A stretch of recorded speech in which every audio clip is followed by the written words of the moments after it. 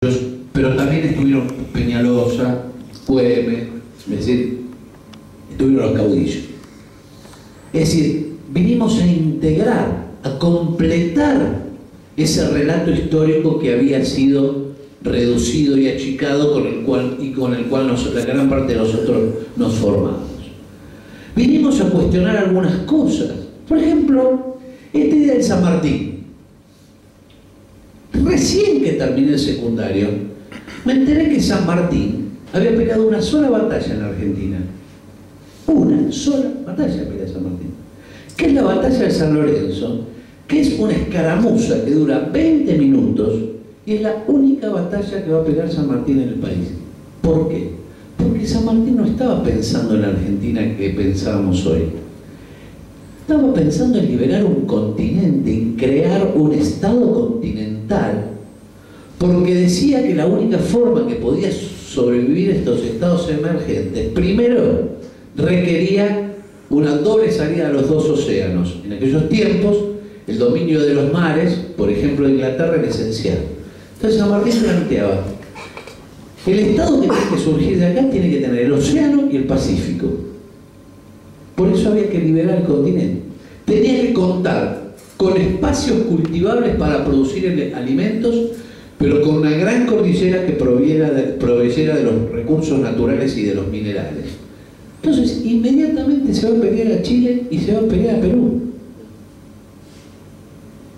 No es el San Martín. San Martín vuelve acá a los 30 y pico de años, es un hombre mayor. Tiene agotada en España su carrera militar porque como era sudaca y americano no podía ascender más. Y la luz de un proceso de independencia en la Argentina hace que él con otros jóvenes oficiales se vengan acá a esta aventura, donde San Martín sí evidentemente pudo asumir una carrera militar mucho más trascendente y donde pudo ejecutar una de las grandes proezas militares de la historia militar universal que se estudia en todas las academias militares de todo el mundo, que es el cruce de los Andes. O sea, vino a poder desarrollarse a su país, pero con un proyecto continental.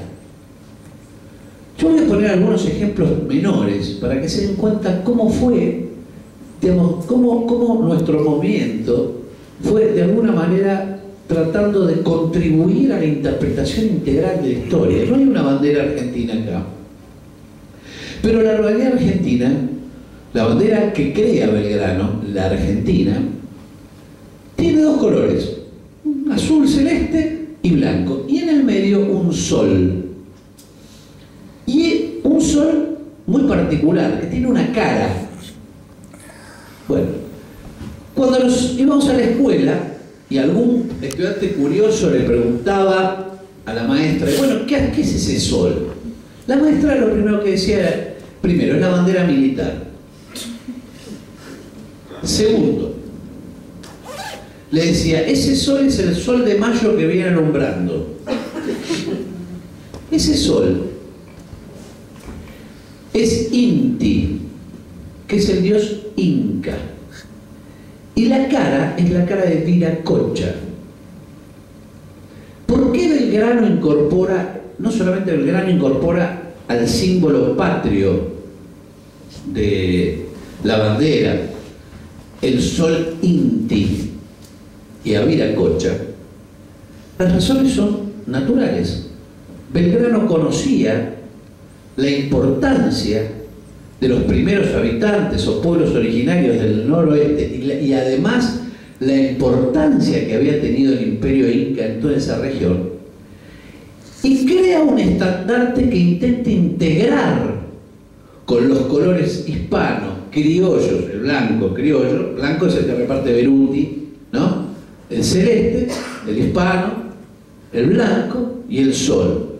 Un colectivo de identificación, porque una bandera es un colectivo de identificación que permita unir bajo ese colectivo de identificación toda la realidad que aspiraba a ser liberada, entre la que se incluían los pueblos, no solamente incas, diaguitas, etcétera, etcétera, etcétera, etcétera. Y ese mismo sol va a aparecer en el escudo Y además, en la referencia en el himno nacional, que después fue recortado, ¿no? Desde el Inca, ¿no? Cuando se levantan de la tumba, no sé, el Inca. Es decir, esa referencia a la Argentina prehispánica es una referencia indispensable en los pensadores que liberaron el país.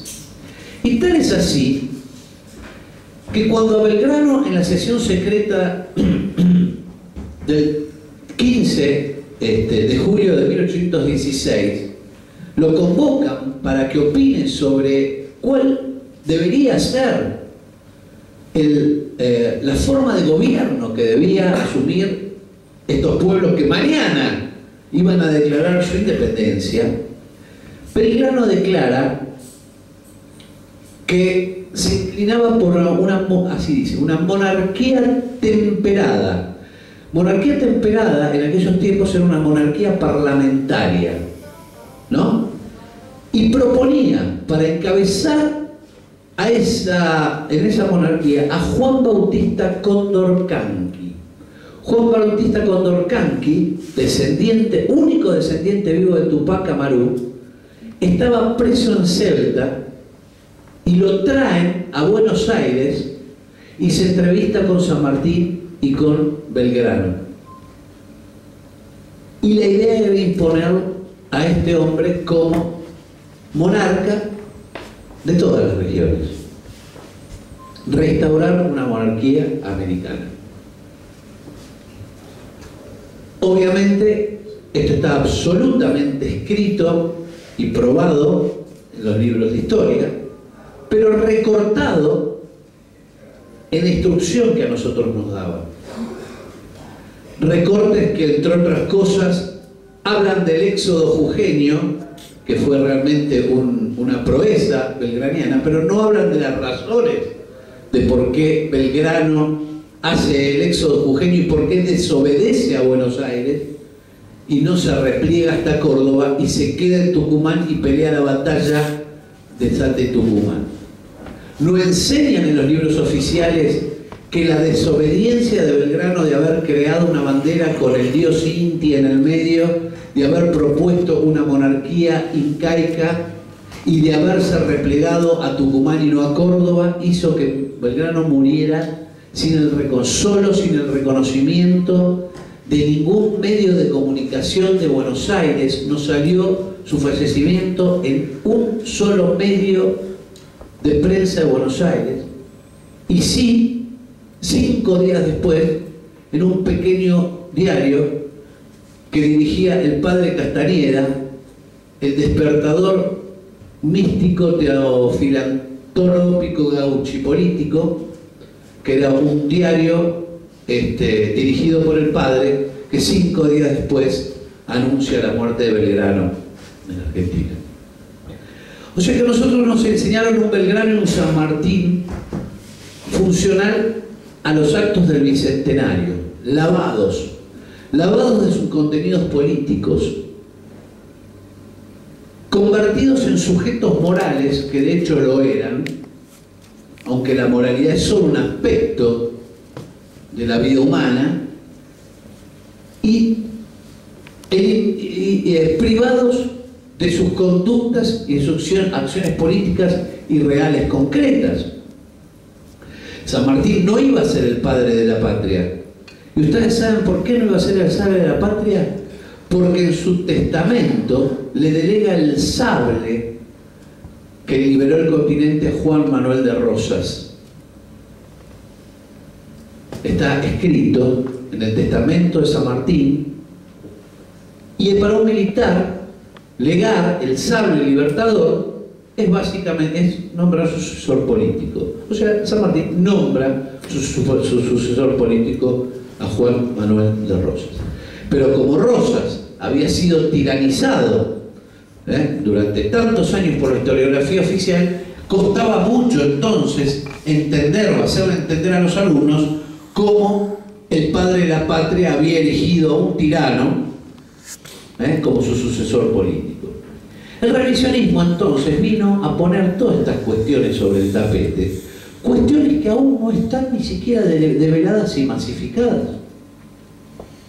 Yo he dado conferencias para profesoras de historia y geografía, muchas de las cuales, y profesores, muchos de los cuales desconocían algunas de estas circunstancias, que aparte están perfectamente probadas, porque digamos, la reunión secreta de Belgrano está absolutamente descrita, y aparte uno puede tomar los diarios de la época, inclusive la Gaceta de la época, del 20 a 27 de julio de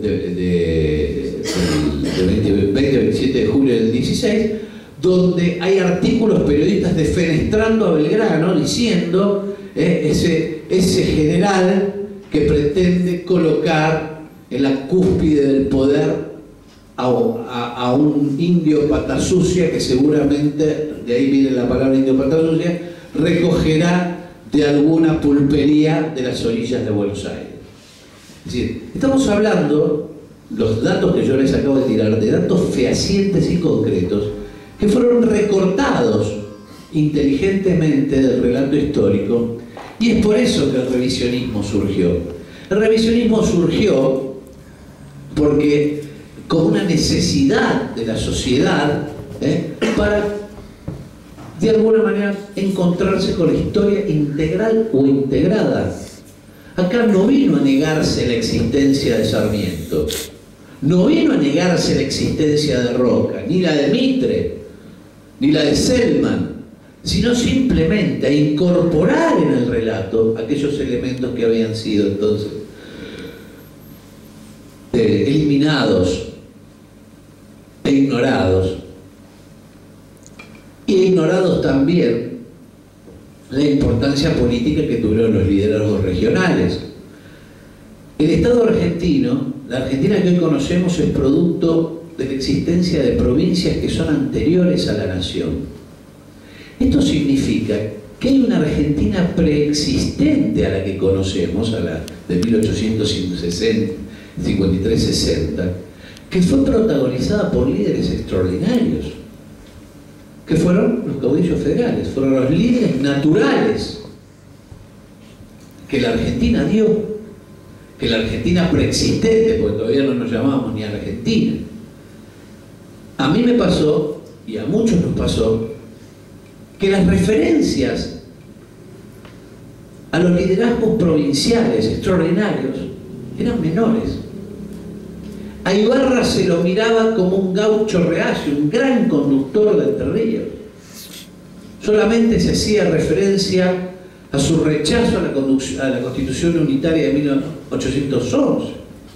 López, Ramírez y otros tantos aparecían como productos de la barbarie y no como hombres de la conducción, como hombres de la política, como hombres de la estrategia.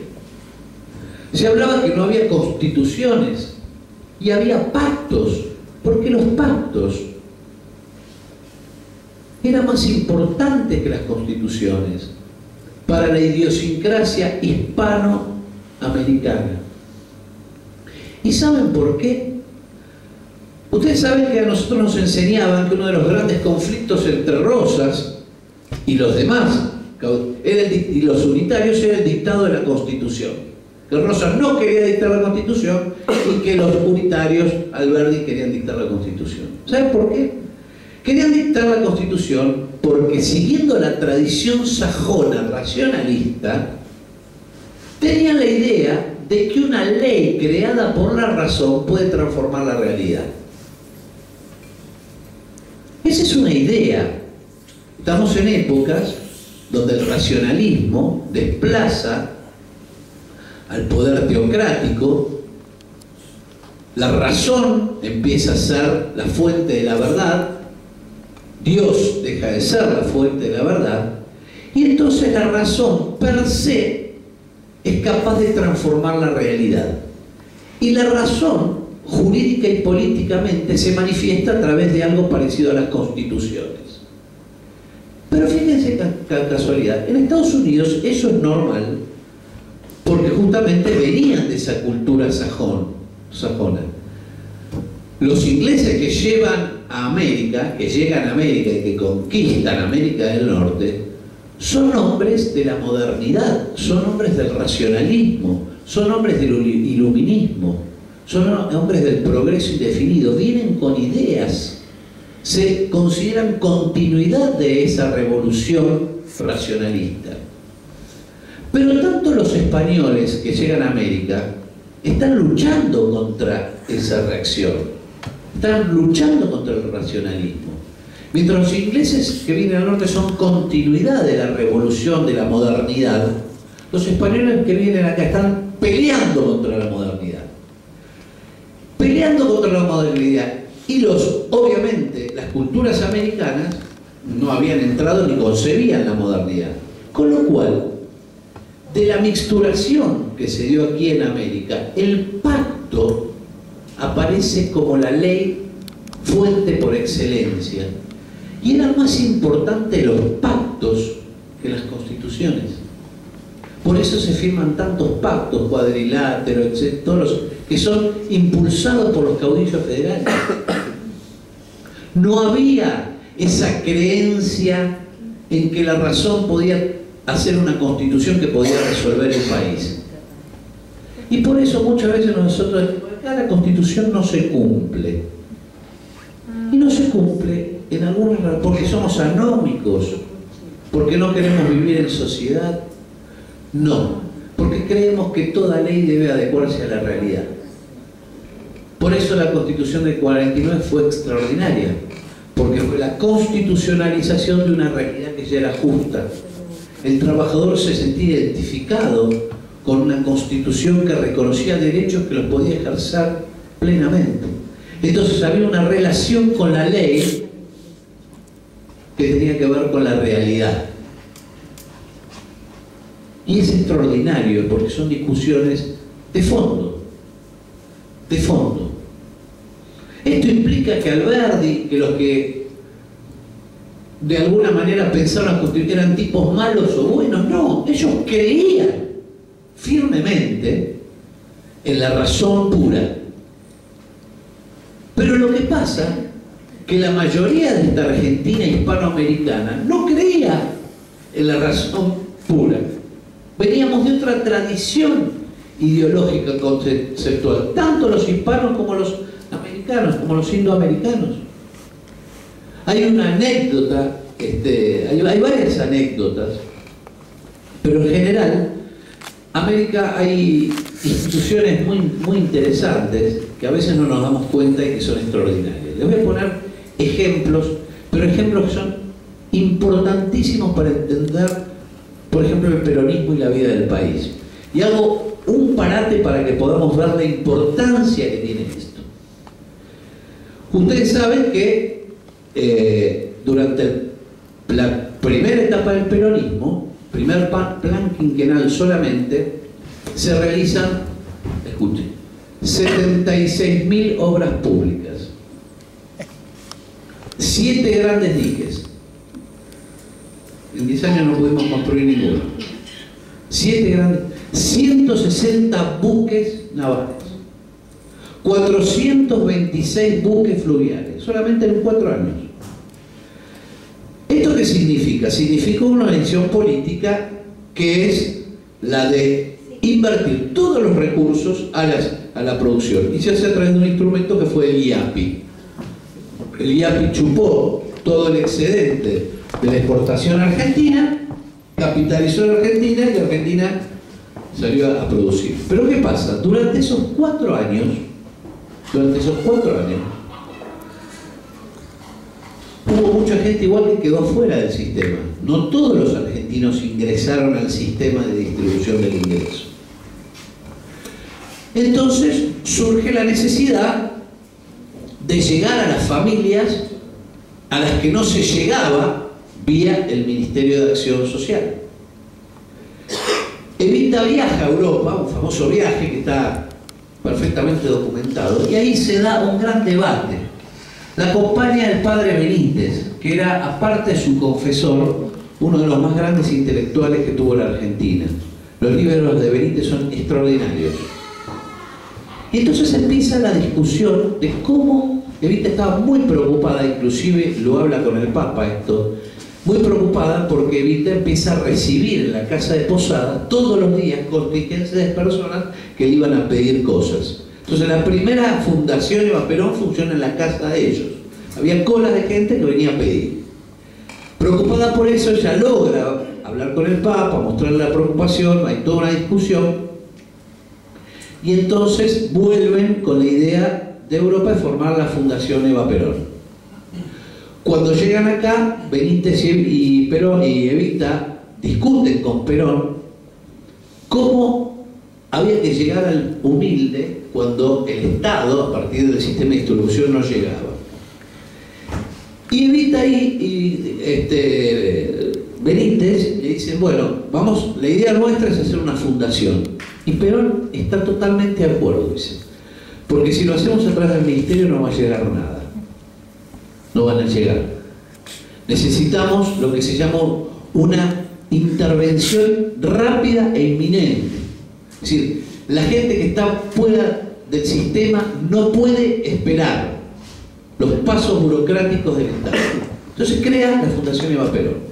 Y Perón interviene de una forma muy inteligente. Dice, pero yo les voy a recomendar una cosa. Si van a distribuir masivamente elementos, distribuyan los de mejor calidad. Entonces le pregunta a Benítez, bueno, está bien, pero a veces lo de mejor calidad. ¿Por qué? Porque los americanos, Perón era ahí mestizo, mezcla indio y mezcla europeo, dice, creemos en el, creemos que el obsequio tiene otro sentido. ¿Cómo es esto? Para los abuelos y padres indios de Perón, el regalo no tiene el mismo sentido que para los descendientes europeos, que es, bueno, vos cumplís años, ¿no? Entonces, pues yo sé que le gustan los redondos de la ricota, voy y compro un CD y le regalo de los redondos. Que es como una tensión, ¿no? Es un pensar en el otro. El regalo indoamericano, es decir, el que practicaba los caciques, mapuches, tehuelches, pehuenches, es decir, todos los pámpidos y los patagónicos sobre todo, el sentido del regalo no es el mismo. El regalo es un reconocimiento a la dignidad del otro. Entonces, cuando hay un regalo hacia el otro, yo me desprendo de lo más importante que tengo para darle al otro y para que ese otro sienta que es un reconocimiento a su dignidad. Por eso se decide comprar, si había que comprar máquina de coser, la Singer era la más cara, la más cara. Si había que comprar la bicicleta, la más cara, la muñeca, la más cara. ¿Por qué? Porque esto había que salir de la caridad tradicional y los compañeros tenían que entender que esa asistencia que les llegaba era un reconocimiento a su dignidad humana. Por eso las abuelas y los abuelos nunca se olvidaron de ese regalo. Nunca se olvidaron de ese regalo y muchos murieron abrazados a esa muñeca, esa primera bicicleta. Esto que les acabo de decir, que por ahí muchos de ustedes, algunos lo pueden conocer o no pueden conocer, tiene una importancia extraordinaria porque implica un conocimiento de la realidad social, pero de la realidad social profunda, que pocos tenían al momento de pensar una política social, y tenía que ver con un conocimiento de la historia y de la idiosincrasia real del país. Por eso, y a mí me pasó, casi me matan en un acto del Partido Justicialista de Almirante Brown, que me hicieron hablar y qué sé yo, y yo cuento esta anécdota y le digo, y por eso, compañeros y compañeras, se dan cuenta que cuando generalmente hay un director de acción social que regala porquerías porque está entongado con el juguetero y entonces le regala una pelota de plástico pinchada que es una porquería, ¿no? Yo empecé a contar esto, la gente que recibe eso los odia. porque no le estás reconociendo la dignidad, los estás tratando como una basura, y vos pensás que con eso vas a ganar votos. No, vas a ganar el olvido, te van a olvidar, porque eso es un HDP. Y menos con la memoria escrita, con la memoria que nosotros tenemos de esto. Es patético. Lo que yo no sabía, que al lado mío estaba el director de Acción Social de la Municipalidad, que me iba regalando porquería. Entonces yo empecé, te juro, la gente se entró a reír y aplaudir, y yo no sentía que había hecho algo para aplaudir. Y aplaudían y miraban, y yo decía, bueno, qué sé yo, no sé. Yo nunca vi, como no vi el percostón, no vi la cara del tipo que se iba transfigurando, ¿no? Pero esa es la realidad. Esa es la realidad.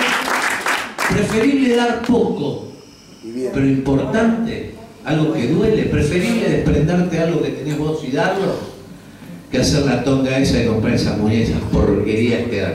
Si quiere uno, ¿eh? ¿No te invitaron más? No, nunca más.